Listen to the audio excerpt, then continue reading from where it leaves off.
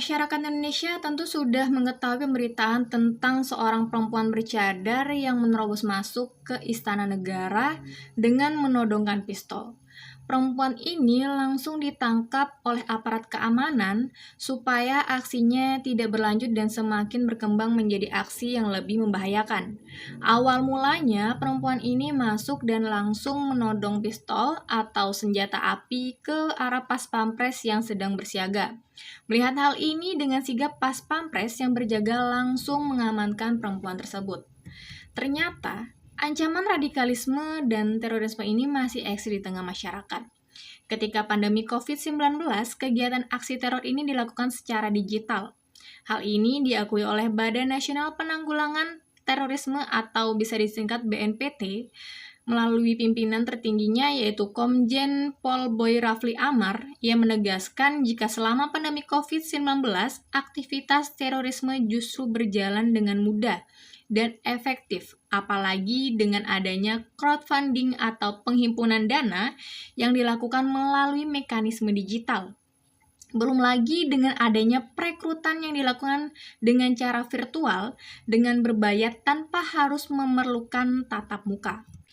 Transformasi aksi teror yang terus berkembang kemudian didukung juga dengan aksi langsung di lapangan semakin mengemukakan jika ancaman radikalisme dan terorisme ini semakin nyata. Maka aksi nekat menerobos istana yang dilakukan oleh seorang perempuan yang diduga juga merupakan simpatisan ormas terlarang tidak bisa dianggap sepele. Fenomena ini juga menyadarkan kita jika perempuan bisa melakukan aksi teror.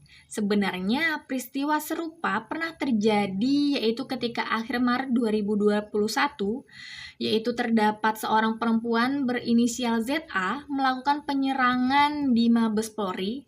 Pelaku juga sempat menodongkan pistol ke arah petugas meski pada akhirnya ZA harus dilumpuhkan oleh aparat kepolisian. Umumnya aksi teror dilakukan oleh laki-laki, namun seiring berjalannya waktu ternyata perempuan juga memiliki andil besar. Peneliti Hukum dan HAM Lembaga Penelitian Pendidikan dan Penerangan Ekonomi dan Sosial atau LP3ES, Milda Istiqomah pernah mengemukakan jika dahulu perempuan itu hanya berperan sebagai pembawa pesan dan melakukan perekrutan, namun saat ini mereka sudah bisa aktif dalam aksi teror. Ia juga menyatakan jika dalam kurun waktu 2000 hingga 2020 terdapat 39 orang perempuan yang terlibat dalam aksi teror. Nah, kondisi ini semakin membuka pikiran kita kalau ancaman terorisme saat ini semakin berkembang dan berbahaya. Kondisi ini pun bisa mengancam kedaulatan bangsa karena ideologi radikalisme yang tertanam kuat dalam pikiran seseorang bisa merusak keberagaman yang selama ini menjadi kekuatan dari bangsa Indonesia. Ideologi radikalisme merupakan awal dari munculnya aksi teror yang selama ini terjadi karena oknum yang memiliki pemahaman radikal, maka semua pihak dianggap salah dan dirinya saja yang dianggap benar. Sikap eksklusif inilah yang menjadi awal mula berkembangnya radikalisme di tengah masyarakat.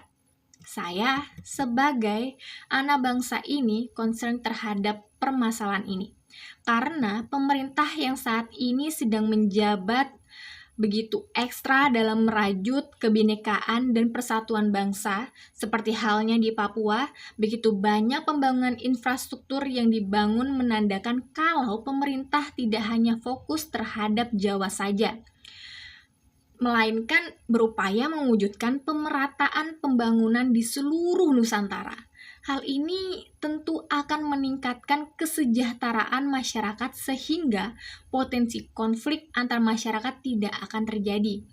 Mengingat kesejahteraan juga menjadi salah satu indikator memicunya aksi radikalisme dan terorisme, meski bukan faktor utama, namun kesejahteraan menjadi sektor yang terus menjadi perhatian dari pemerintah, dan hal ini terbukti dari pembangunan di Papua yang begitu masif sehingga tingkat kesejahteraan masyarakat juga semakin meningkat. Berdasarkan laporan yang dikemukakan oleh Bank Indonesia, proses pemulihan perekonomian Papua terus berlanjut pada triwulan 4 tahun 2021. Pertumbuhan sebesar 17,16% dan angka ini lebih tinggi dibandingkan dengan ekonomi nasional yaitu sebesar 5,02%. Nah, hal ini memperlihatkan kalau pemerintah tidak main-main dalam menjaga kesejahteraan masyarakat. Maka, aksi terorisme ini diharapkan tidak lagi berkembang, apalagi sampai menyebabkan situasi negara menjadi tidak nyaman. Padahal, investor dari negara lain sudah banyak yang ingin mengantri berinvestasi di Indonesia. Jangan sampai aksi teror ini membuat investor jadi berpikir dua kali untuk menanamkan investasinya. Berani sekali perempuan ini, padahal tingkat pengamanan di istana tentu sangat ketat, sehingga orang asing tidak bisa sembarangan masuk nih ke dalam lingkungan istana. Dan tidak hanya itu aja, perempuan ini bahkan nekat masuk sendirian ke dalam istana. Ya, jujur aku sih kaget ya, karena kan yang melakukan aksi ini merupakan seorang perempuan dan dia sendirian. Kayak berani banget gitu kan. Nah, mungkin fenomena ini sama dengan istilah yang aku kenal ya, yaitu lone wolf.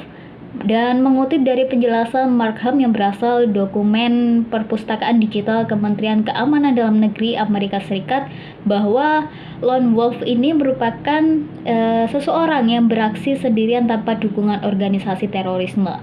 Nah, cocok kan dengan fenomena yang terjadi di istana, karena perempuan ini bergerak sendirian tanpa adanya bantuan dari organisasi teroris. BNPT ini juga sudah memetakan jika perempuan ini merupakan salah satu pendukung ormas radikal, yaitu Hizbut Tahrir Indonesia atau HTI. Nah, terus seperti yang kita ketahui kalau organisasi HTI ini sudah dibubarkan oleh pemerintah Indonesia pada Juli 2017 lalu. Ya, tapi tidak bisa dipungkiri juga ya kalau sel-selnya ternyata masih hidup dan bergerak secara sendirian sih, sehingga nggak heran kalau fenomena aksi teror seorang diri ini terjadi di Indonesia. Meski sendirian, tetap aja yang namanya aksi teror yang memiliki tujuan utama, yaitu mengganti ideologi. Para teroris ini memiliki keinginan untuk mengganggu keamanan negara dan mengganti ideologi Pancasila. Wah, ini sangat berbahaya bukan? Kan pokoknya bahaya banget lah kalau dibiarin. Terus gerakan-gerakan ekstrim seperti ini juga nggak bisa dibiarin gitu aja, karena nantinya bakal berpotensi membesar dan justru semakin membahayakan. Dan sebenarnya fenomena kelompok radikal ini tidak jauh berbeda ya dengan kelompok separatis yang ada di Papua. Nah, kelompok yang dinamakan kelompok kriminal bersenjata atau KKB ini juga mengancam keutuhan bangsa. Aksinya yang kejam dan keji ini tidak berbeda dengan aksi bom bunuh diri yang kerap dilakukan oleh pelaku teror di tanah air. Keduanya ini sama-sama memiliki tendensi untuk mengganggu kedaulatan, dan hal ini terbukti dari tujuan KKB yang ingin Papua memisahkan diri dari Indonesia. Maka jangan heran kalau pemerintah juga tidak ragu dalam melakukan tindakan tegas terukur bagi pelaku teror dan beberapa kelompok separatis ya yang mencoba mengganggu keamanan bangsa. Nah, terus meski demikian, pendekatan lunak atau soft power ini tetap menjadi prioritas bagi pemerintah untuk menangani persoalan ini. Nah, hal ini juga udah dikemukakan oleh Badan Nasional Penanggulangan Terorisme atau yang kita kenal BNPT ya, melalui kepalanya yaitu Komjen Pol Boy Rafli Amar. Nah, Kepala BNPT ini menegaskan jika pihaknya memprioritaskan pendekatan lunak, yaitu seperti meningkatkan kesejahteraan mitra deradikalisasi agar kebutuhannya bisa terpenuhi layaknya masyarakat biasa. Sama halnya dengan KKB, cara pendekatan lunak juga menjadi prioritas dalam mengentaskan ancaman dari kelompok separatis ini. Kepala BNPT Boy Rafli Amar juga menegaskan jika pendekatan lunak yang dilakukan adalah dengan meningkatkan kesejahteraan masyarakat Papua, sehingga pada realisasinya itu upaya pembangunan karakter masyarakat yang cinta tanah air bisa masuk lagi dalam topik yang disosialisasikan kepada masyarakat. Terus upaya pendekatan lunak ini tidak sia-sia karena beberapa anggota KKB yang akhirnya mengikrarkan diri kepada NKRI. Polda Papua ini juga menyebutkan bahwa 5 anggota KKB di wilayah Angkaisera dan Distrik Yapen Timur menyatakan ikrar setia kepada NKRI pada April 2021 lalu. Nah, dari sini sudah terbukti kalau pendekatan lunak itu efektif untuk mengentaskan aksi separatis dan terorisme yang dilakukan oleh beberapa oknum, baik itu individu maupun kelompok kan. Nah, tapi jika kelompok teroris dan separatis ini sulit untuk didekati dan masih terus melakukan perlawanan, maka menurut saya sih pendekatan keras bisa dilakukan ya, tapi harus seimbang supaya nantinya bisa mencegah pelanggaran HAM kayak gitu kan. Nah, terus kalau melihat aksi terorisme yang dilakukan oleh perempuan di istana itu, ya sebaiknya harus diusut tuntas. Supaya apa? Supaya kejadian seperti ini tidak terulang kembali, apalagi kejadian ini terjadi kan di lingkungan istana ya, yang notabene merupakan tempat presiden dan pastinya penjagaannya sangat ketat kayak gitu kan. Nah, terus tentu hal ini tidak bisa dibiarkan begitu saja. Makanya kita perlu waspada juga karena emang teroris itu masih ada dan eksis di tengah kehidupan kita. Hati-hati ya teman-teman. Gak heran sih kalau ideologi radikalisme dan aksi terorisme masih saja menghantui masyarakat. Ya bagaimana nyanda, biar ormas-ormas radikal seperti FPI dan HTI udah dibubarin, tetap aja tuh simpatisannya bisa bergerak sendiri. Kondisi inilah yang harus diantisipasi, apalagi 2 tahun ke depan akan ada perhelatan politik terbesar di Indonesia, yaitu Pilpres 2024. Nah, bukan rahasia lagi kalau selama tahun politik ini narasi-narasi hoax yang bersinggungan dengan politik identitas sangat gencar dikemukakan oleh oknum yang tidak bertanggung jawab. Seperti halnya yang terjadi pada tahun 2017 lalu, yaitu di mana hoax yang berbau SARA merajalela di media sosial. Berdasarkan data yang dikemukakan oleh Kemkominfo, terdapat 10.000 pengaduan terkait ujaran konten kebencian saat Pilkada 2017 tengah berlangsung. Wah, ternyata nyandak main-main ya narasi hoax yang berbau SARA ini. Apalagi kalau ingat-ingat peristiwa 212 beberapa waktu yang lalu membuat masyarakat sempat khawatir terjadinya chaos. Isu anti-etnis Cina dan PKI terus menjadi senjata bagi kaum radikal untuk menyebar ketakutan di Indonesia. Nah, awalnya sebenarnya berasal dari potongan video Pak Ahok yang akhirnya dibelokkan seolah-olah ada penistaan agama. Padahal video ini tidak diunggah secara utuh sehingga menyebabkan multitafsir bagi banyak orang. Alhasil, Pak Ahok kalah karena tekanan massa yang begitu kuat sehingga dirinya harus rela dipenjara. Ya dari fenomena ini sepertinya sudah bisa dilihat ya, bahwa politik identitas itu merupakan hal yang serius. Narasi yang berbau SARA dan cenderung membawa isu radikal telah mencuci otak masyarakat, sehingga muncullah individu-individu yang menganggap jika dirinya paling benar, dan yang paling parah adalah muncul individu yang nekat melakukan aksi teror. Kalau menurutku inilah dampak dari politik identitas yang terus mengemuka. Bahkan gak menutup kemungkinan kalau cara-cara ini sengaja dibiarkan oleh para penunggang politik untuk mencapai kepentingannya. Fenomena ini bukan sebuah isapan jempol loh ya, karena indikasi adanya paham radikal yang menyusup ke partai politik hingga ASN juga bisa terjadi. Hal ini pernah dikemukakan oleh Wakil Ketua Komisi 2 DPR fraksi PKB, Lukman Hakim, yang menyatakan kalau paham radikalisme sudah menyusup ke berbagai sektor, mulai dari aparat keamanan hingga partai politik. Maka solusi yang bisa dilakukan untuk mengantisipasi hal ini yaitu dengan melakukan penyaringan secara ketat atau deteksi dini sehingga paham radikalisme itu bisa dicegah masuk ke sendi-sendi pemerintahan. Apalagi menjelang 2024 ini tentu kita nggak mau dong kondisi yang terjadi pada Pilkada 2017 dan Pilpres 2019 lalu terulang lagi.